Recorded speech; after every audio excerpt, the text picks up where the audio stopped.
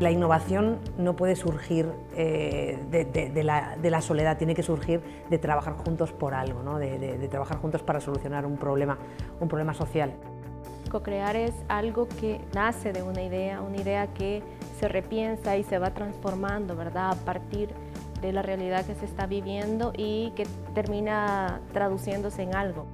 Esto es particularmente importante cuando la apuesta es por la transformación social. Requieres realmente escenarios dialógicos y participativos para poder llegar a escenarios de efectivas transformaciones y cumplir realmente como con los alcances de estas transformaciones. Para mí es importante que pensemos en desarrollo a partir de lo cultural.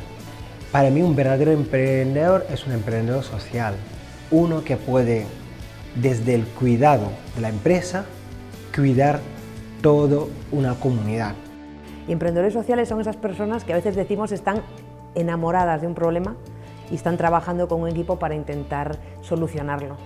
Y por supuesto que la cultura es ese eje transformador de la sociedad. Sin la cultura no tienes ese conocimiento y esa capacidad transformadora para la sociedad. Es como el eje transversal hacia todas las diferentes áreas del conocimiento. Ces espaces sont très importants parce que c'est des ponts qui permettent de lier les communautés, donc les pays, mais aussi les continents. Et c'est à travers ces échanges qu'on peut lutter contre le racisme, qu'on peut lutter contre la violence qu'il y a dans le monde.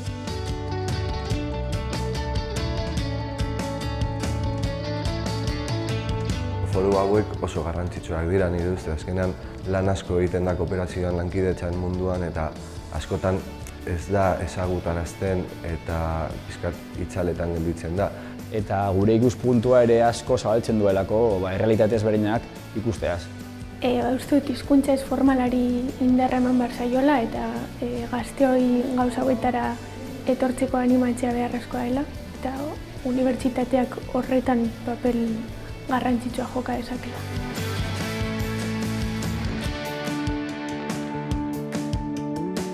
Para CACED es muy importante este encuentro porque nos está permitiendo encontrarnos con socias con las que trabajamos en otros países, en procesos de desarrollo, conocer experiencias nuevas, de esta forma crecen las ideas y podemos seguir co-creando hacia el desarrollo sostenible. Teníamos muchas ganas de reencontrarnos después de tanta distancia.